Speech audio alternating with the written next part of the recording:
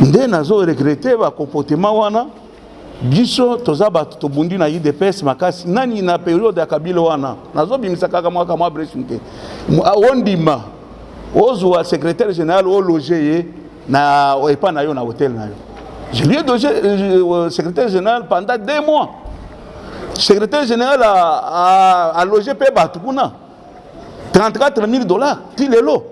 Na ke pas CG azo yebisanga ke non après. Na komi ko tambula kuna CG na moni CG Dani Kabuya azo tambwisanga na moni non je ne peux pas discuter na ko loba makambo te lelo na BBC ako parce que na moni trop c'est trop. Mais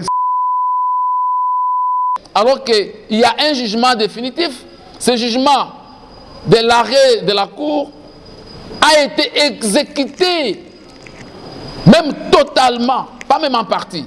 Mais comment? C'est quelle justice? Monsieur Kabamba, il est un peu touché. Lorsque je vois la lutte qu'il a menée à l'UDPS, ce n'est pas à lui qu'on peut rendre cette justice, puisqu'il est de ceux-là qui ont mené la lutte de 37 ans, des combats à l'UDPS, pour que la justice soit une justice véritable, qu'un état de droit véritable soit installé et puisse être vécu, que ce soit comme un vécu quotidien par nous Congolais.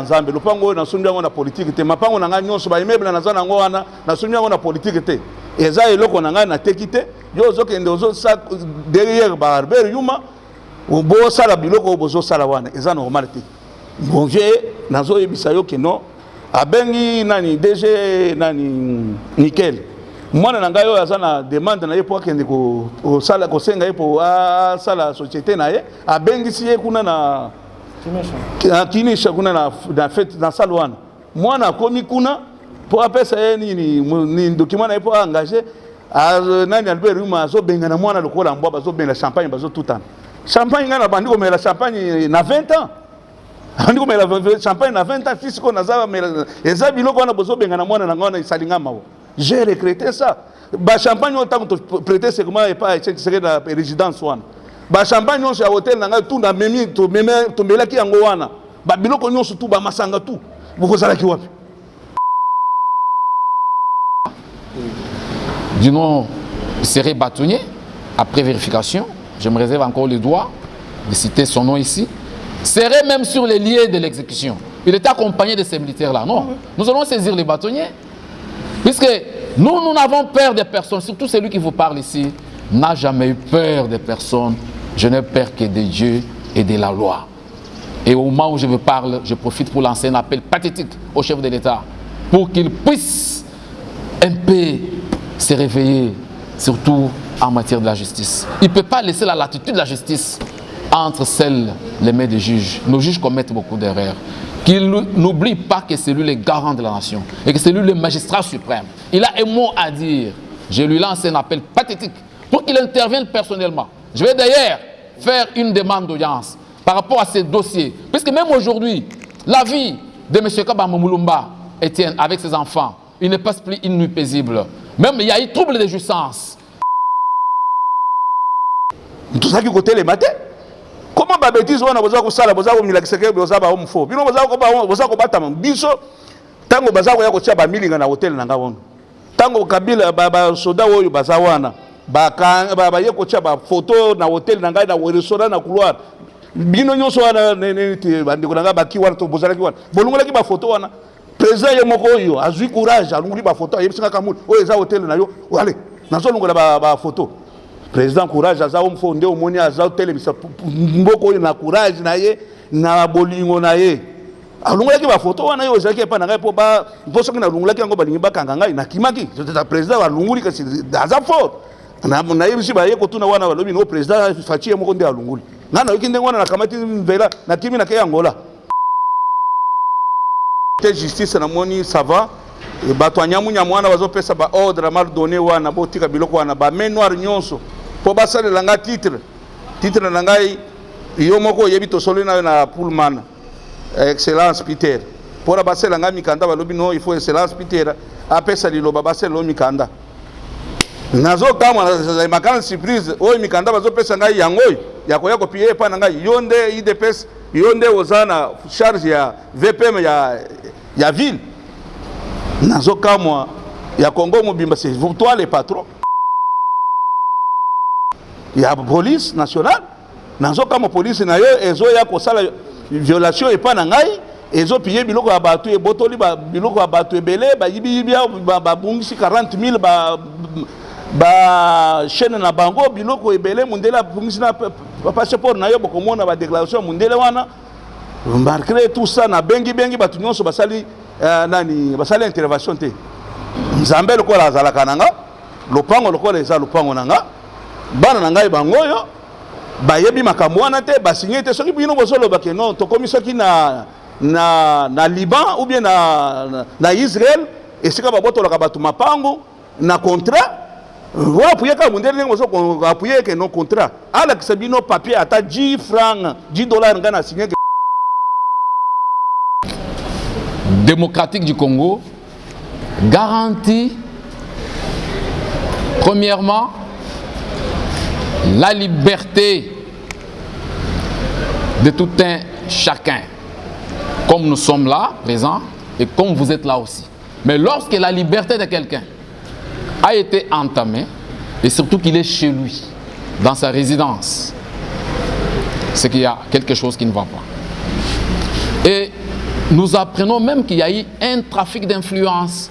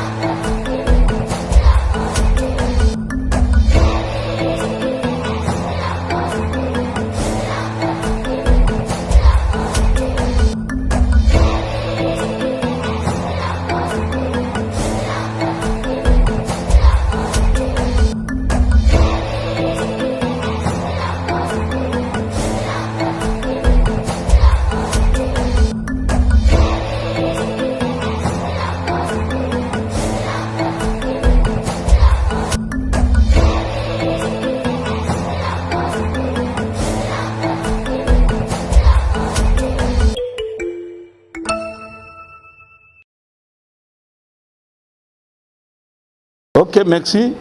Na sepeli ndenge quand même boye kotala ngai boyoki keno balingi ba botolanga lopango na moto oyo aye ko solliciter que to sala na partenariat wana na ibise titre na ngai eza na 19 enfants na kati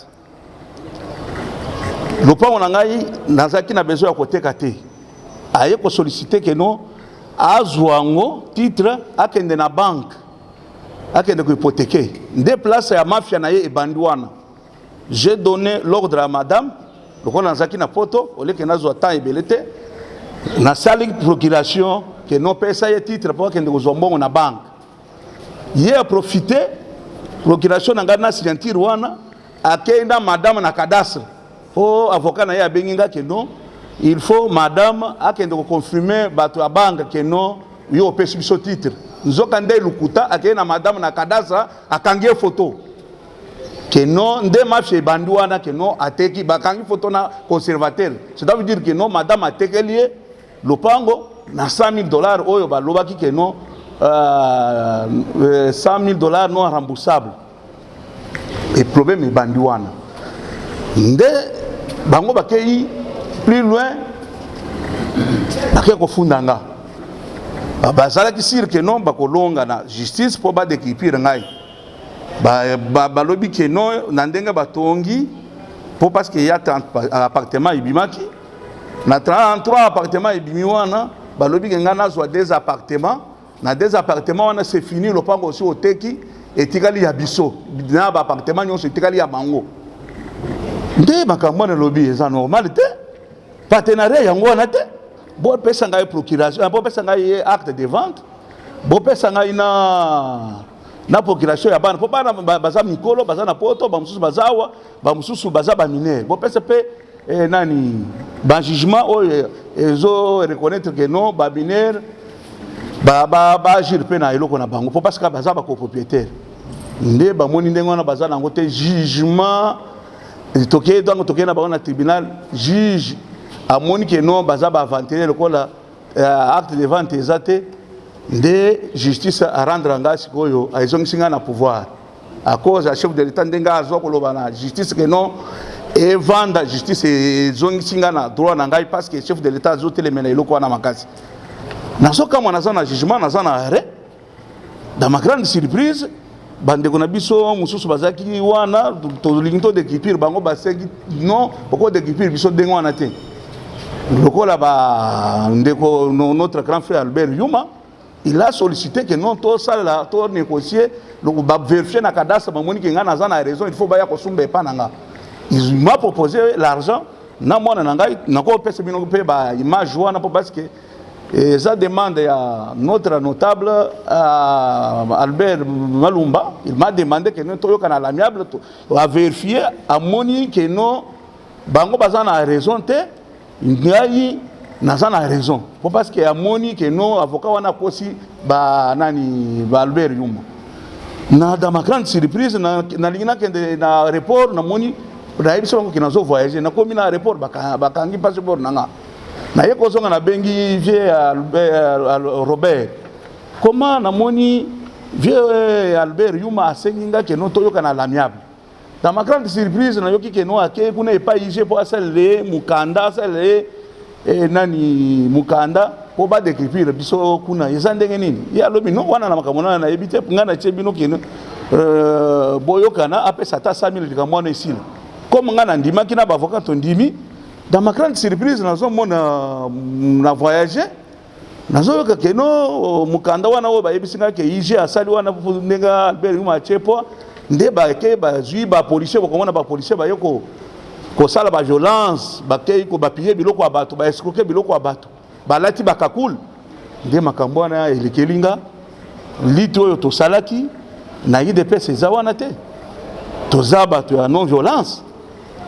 Nde nazo regretter ba comportement wana biso tozaba tobundi na IDPS makasi nani na période ya Kabila wana nazo bimisa kaka mwaka mwa breshinte ondima ozo wa secrétaire général au loger na epa na yo na hôtel na yo je lui ai logé secrétaire général pendant 2 mois secrétaire général a logé pe batu kuna $34,000 pilelo na ke pas CG azo yebisanga ke non après na komi ko tambula kuna CG na moni CG dani Kabuya azo tambwisanga na moni non je ne peux pas discuter na ko loba makambo te lelo na BBC ako parce que na moni trop c'est trop merci balingi ba pesanga na IDPS yango kasi na tango wana tango biso to prêter segment en 2011 ngana bundi na zuiba journaliste ko pesa bango bongo kota pona ba filmer ko sala makambo to sali par après batunyo so bakimaki to tikali biso moko wana ba lobi non papa akotambula ye moko te on a fait j'ai fait tout ba poser nga banani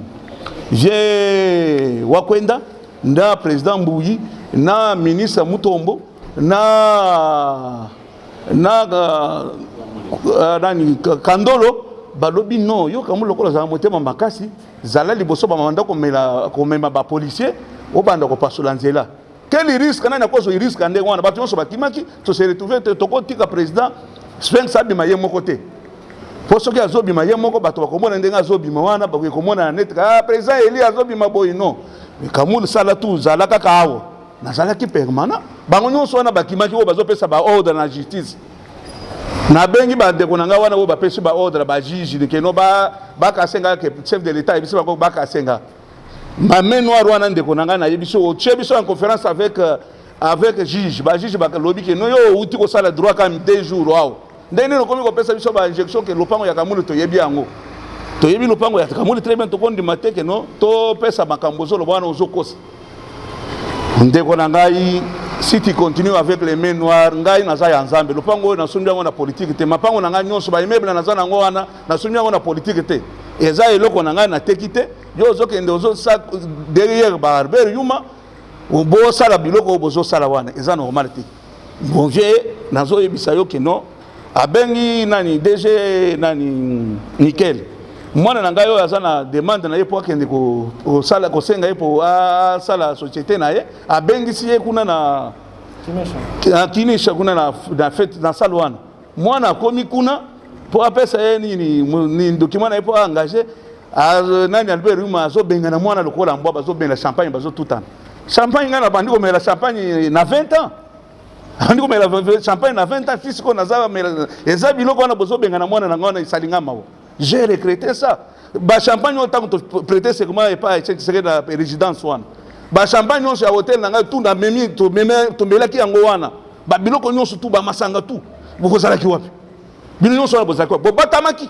maintenant bobimi bozo soit disant que bozo loke no bobundele état de droit nzambe apambola bino nzambe nde apesaka nzambe nde apesinga biloko na ngai yoyo naza na besoin que no moto aide ngai apesanga même musala te même bongo 30 000 wana naza na ngo besoin te naza na besoin que no état de droit esala musala boye ko sala violation et pas na ngai awa na ba soda na ba policier bolakisi bango bakakula ezala kate nde combat to bundi eza yango wana te wana ba bêtise bozo sala wana na lingi yango te nga na sa combattant ya tongo tango zo mona vie wa kwenda wana na bambuyi wana to sali na botu na mutombo Sylvain Mutombo wana ba positionner nga na sala liboso ba yebi ke na sa grand guerrier comme ma ba policier wana ko pasola nzelo wana ndenga to sa ko intimider ba to kabila na ta bazo ya na ba jeep na bango to sa ko telemate po chef suspense apesi so ordre que non ko telemate to sa ki ko telemate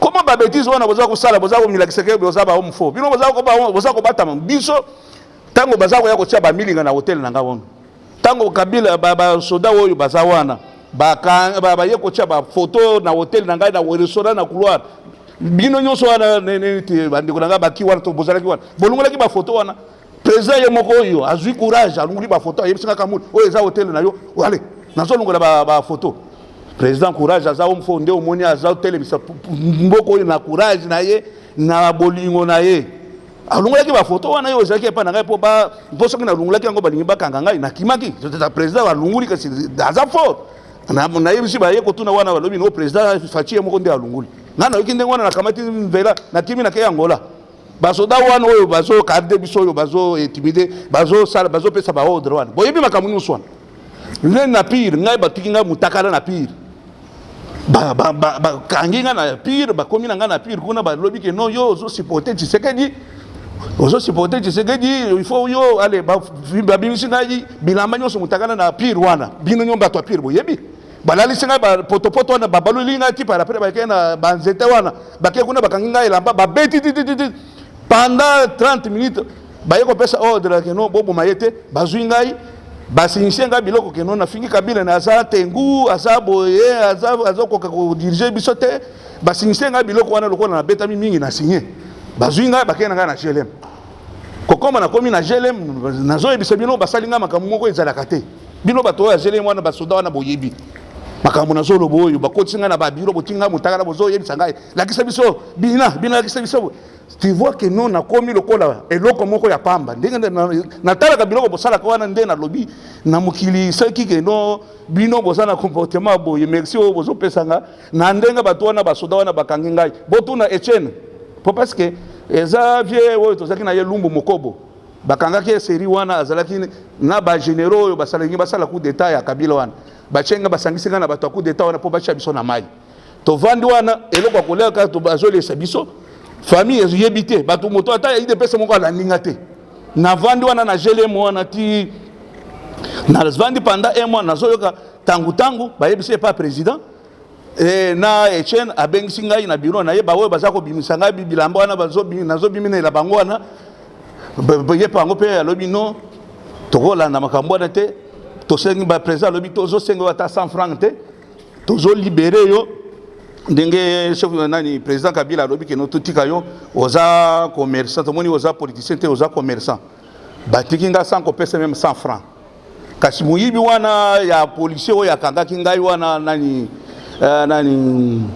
Israël mais c'est Israël oza na est musala na yo okanga kingai ngako wana oza ko senga $100,000 na ndimi pona ko pesa $100,000 par après lokola bakunzi ba yoki yango kama kinga buru mbala moko na GLM na komi na GLM wana bo bandi ko sala nga biloko bozo sala wana na GLM ba beti ngai à mort poso nyonso elongwa poso na ngai nyonso elonga na sali une semaine na zolia te par après ndenga ba yeko tikanga wana ndenge Etienne wana yayo yango wana mon frère pour marquer tozo mona na te na za siri ko zalaka na cadre républicain kuna na tangu wana général nani kifa nde ba pesi ordre pour batika ngai bazali nde batu normal ba senga ta 100 francs te batinga na période wana sikoyo ba généraux bozuira ba nani oyo bakubozi bande kuna biso oyo baye ko violer pa na ngai yao baye ko sala ba massacre pa na ngai yao nani Mania général Mania nazaki na voyage c'est mon frère à moi je regrette aye atindi ba soda e pa na ngai nazo benga ye azolo non viens na yebi ke no place on eza place na yote na lobi moi général peto zona ngoko peso odra wana te biso to bundi na yede pesa to zi ba risque nyon so na pona bo sala ba makambo komi ko sala wana te ba komi ko sala ba bêtise to bundi pona état de droit nakambo na sécurité nazo saluer chef de l'état courage côté magistrature vandi sango ndenge komi ko kende boye na président Kamuleta na muyebi keno côté justice na moni ça va e bato anyamunya mwana bazo pesa ba ordre mal donné wana botika biloko wana ba main noire nyonso po basale langa titre na ngai yo moko yebi to solo na Pullman excellence Peter pour basale langa mikanda balobi no il faut excellence Peter apesa liloba basale lo mikanda nazo kama na makana surprise oyo mikanda bazo pesa ngai yango yako yako pie pa na ngai yonde IDPS yonde ozana charge ya VPM ya ville nazo kama ya Congo mobimba c'est toi les patrons ya police nationale nazo kama police na yo ezo ya ko sala violation e pa na ngai ezo pie biloko ya batu e botoli ba biloko ya batu ebele ba yibi ba bungisi 40,000 ba chaîne na bango biloko ebele mundela bungisi na passeport na yo bokomona ba déclaration mundele wana malgré tout ça na bengi batu nyonso basali nani basali intervention te nzambe lokola azalaka nanga lopango lokola eza lopango nanga bana na ngai bangoyo bayebi makambo wana te basigné te soki bino bozoloba ke non tokomi soki na Liban ou bien na Israël esika babotolaka batu mapango na contrat voilà pour yaka mundele ndenge bozo ko appuyer que non contrat ala kisabino papier ata 10 francs 10 dollars ngana signé que non na tekele lopango na 10 dollars kuna na kadastre bake ko changer mikanda sans mon accord ça accord rabana nanga vous voyez ça normal ata bino ndenge bozo loba que non ata motema mabe ata ndenge boyininga il faut parce que na yebisi même Peter pona makambo nanga ya mbongo ya 34,000 wana silence à radio et nani mon frère nani ki mwa David toza ko vanda na bino tozo lala tozo la muka hakuna na hotel wana tozo sala makambo tu bantu wana dans yebisi ke sengela ngambongo na ngai 34,000 azolo bano ngana zana pouvoir nini na IDPS ya ko yebisa nani CG APC ombongo boza siko na ba pouvoir kala ya ko yebisa ba juge ke babotola nga lupango nde pouvoir boza nango pouvoir siko ya ko sengela ngambongo ngai na nini na IDPS bolingi na pesa ata 100 francs te na lingi ozwa te bo pesa meme bana nga musala te na yebisi bana ngai bo mikolela ngai na za fort nga moko na botami na pasi na bundi nga moko na sali kombo nga moko na Afrika wati na poto partout bazo banga nga Kamulenta ezaka ka force na ngai bino pe bana bolela le retende OK pa mikelo wana babengani wana basali yo bien bo mikolela o moto nyonso il faut oza la fort ozala fort kozala ke no na kenda kolela bapesa ngai kamwa musala bapesa nga boy non il faut se battre mon mobali il faut bunda yo moko osala ke no o misala biso to misali to zaki na ba kombo ya papa te ba mususu ba sana ba kombo ye bani na ye à zéro na za na m'imposer na kesa ça na poto c'est ça ce que je vous demande que no ndenge boye na. Merci, je me nomme Maître Biaya Mutombo Martin. Je suis avocat au barreau d'Ikwilu. Voilà. Ok. Alors, par rapport à ce dossier, à ce stade, quels sont vos souhaits? J'interviens ici en tant que l'un des avocats de M. Kamulenta, en son vrai nom, Kabamba Mulumba Etienne. Nous sommes un collectif d'avocats. D'emblée de jeu, je voudrais ici d'abord, avant d'aborder les vifs sujets, vous rappelez-vous de la presse que vous exercez un pouvoir. La presse, c'est un pouvoir. La Constitution de la République démocratique du Congo garantit, premièrement, la liberté de tout un chacun, comme nous sommes là, présents, et comme vous êtes là aussi. Mais lorsque la liberté de quelqu'un a été entamée, et surtout qu'il est chez lui, dans sa résidence, c'est qu'il y a quelque chose qui ne va pas. Et nous apprenons même qu'il y a eu un trafic d'influence de certains dignitaires, de certains responsables, dont je me réserve encore les noms par devant vous. Mais ce n'est pas correct. Du moment où mon client, M. Kabamba Mulumba Etienne, est propriétaire incontestable de l'immeuble résidence Kamoul, situé sur avenue Ouvira, numéro 49, dans la commune de la Gombe. Vous savez, regardez même son âge. C'est un monsieur, un paisible citoyen, qui a eu le privilège de voir son cerveau se développer pour être responsable et mener une lutte, non seulement dans l'UDPS, mais il s'est battu durant toute sa vie pour travailler durement afin de pouvoir atteindre ce niveau qu'il a aujourd'hui. Il a cherché l'argent depuis son enfance. Qu'est-ce qu'il n'a pas fait dans la vie? Il a travaillé durement.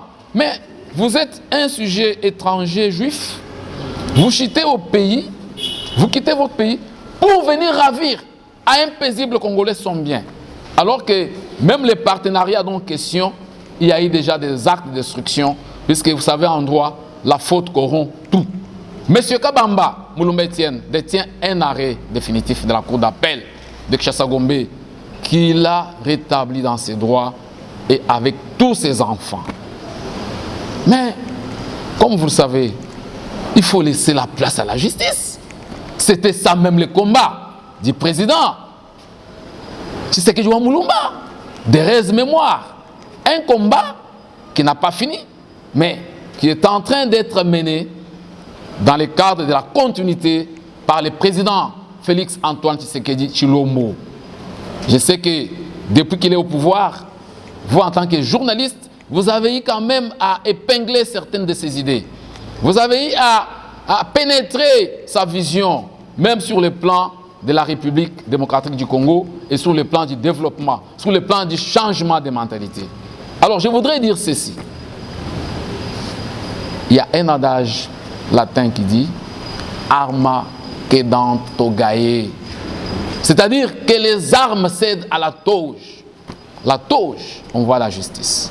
Mais nous apprenons qu'un certain vendredi vers 8h30, un général de son état va envoyer des camions pleins de militaires, comme si ces militaires partaient dans une guerre contre M. Kabamba Mulumba Etienne.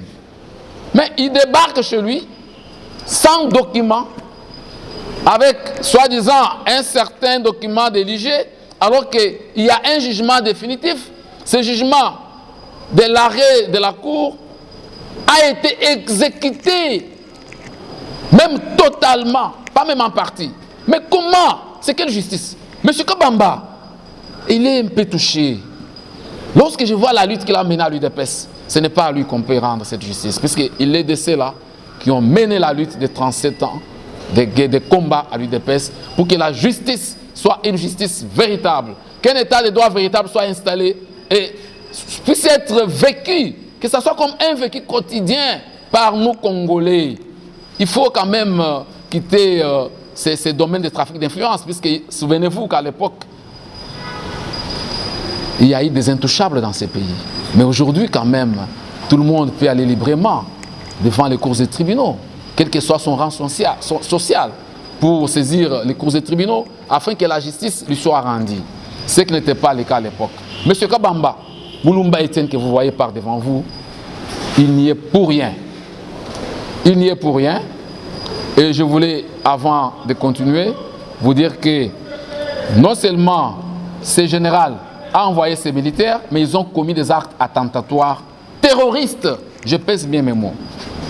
Ils ont vandalisé l'appartement 301 d'un certain sujet étranger, au 3e étage. On a pillé, on a même volé. Il y a eu perte de biens meubles. Non, ce n'est pas sérieux. Alors que M. Kabamba détient un arrêt définitif, et cet arrêt a été déjà même exécuté. Mais voilà, touché je ne sais par quelle mouche, un certain général, puisque contacté par les adversaires de M. Kabamba, même politique, ils vont faire le trafic d'influence. Et nous avons même appris que lui-même, M. Elrich Zvik Naoum, était sur les liés, puisque c'est lui, d'ailleurs même, son contradicteur. C'est lui aujourd'hui qui est devenu son ennemi, alors qu'hier ils étaient dans un partenariat, puisqu'après avoir échoué dans ces partenariats, où il voulait dribbler M. Kabamba Mulumba Etienne, il a été déchu en justice. Alors que ces militaires-là, qui étaient accompagnés de M. Erlich Zvik Naoum, après la résistance, après avoir commis des actes attentatoires terroristes, violation des domiciles, voies de fait, incitation à des militaires à commettre les actes contraires à la loi, la violation des consignes. Nous disons que non, M. Kabamba Mulumba Etienne ne va pas s'arrêter là. Il va saisir la justice, parce que c'est un homme de droit. C'est un homme juste. Il n'aime pas se rendre lui-même justice. Il saisira la justice. Il l'a déjà fait. Il a saisi l'auditorat général militaire pour que justice soit encore une fois rendue. Nous avons même appris, sous réserve de vérification, puisque je n'ai pas vu encore cette image-là, qu'un certain avocat, du nom Serré Bâtonnier, après vérification, je me réserve encore le droit de citer son nom ici, serait même sur les lieux de l'exécution. Il était accompagné de ces militaires-là. Non, nous allons saisir les bâtonniers, puisque nous n'avons peur des personnes, surtout celui qui vous parle ici, n'a jamais eu peur des personnes. Je n'ai peur que de Dieu et de la loi.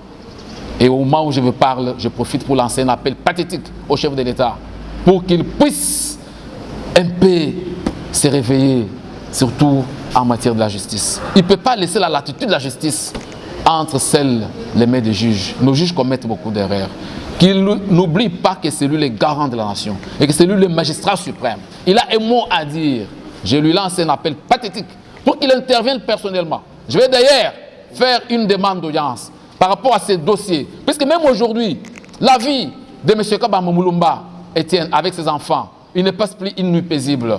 Même il y a eu trouble de jouissance. Non, il ne peut pas, ce général. Ce général ne peut pas. Nous allons les traduire en justice. Et le moment venu, nous reviendrons à vous. Je me limite d'abord là en attendant certaines questions que vous allez pouvoir poser. C'est Kanya. Voilà. C'est Kanya 50-50. Maintenant, pour lui, il voulait me donner un fisquet, des appartements, c'est fini. Des appartements en Azoua, ça veut dire que tu as déjà vendu l'appartement. C'est ça, non? Ok. Je voulais renchérir par rapport à ce que venait de dire mon client, M. Etienne, Kabamba Mulumba Etienne, comme l'Inter, que dans un partenariat où les clauses sont définies, il faut les respecter. L'article 33 du Code civil, livre 3e, dit ceci. J'ai avec moi ici le Code civil congolais. Ce Code civil congolais, c'est un code annoté. C'est lui qui l'a rédigé. C'est Katouala Kabakachala. Il fut premier avocat général de la République. Mes chers journalistes, cet article 33 dit ceci, suivez-moi très bien, que les conventions légalement formées tiennent lié des lois à ceux qui les ont faites. Elles ne peuvent être modifiées que de leur consentement mutuel et que par le fait même être appliquées que de bonne foi. J'insiste. Mais du moment où il y a eu des clauses, les clauses ou les conventions sont faites pour être observées, sont faites pour être respectées. C'était la moindre des choses. Mais ces sujets juifs voulaient dribbler M. Kabamba. pour ne pas lui donner sa part, tel que cela a été convenu dans les clauses contractuelles, dans les clauses compromissoires, voulais-je dire. Non, non. Je crois que j'ai répondu à votre question. C'est bon? Merci. C'est bon. Monsieur, vous avez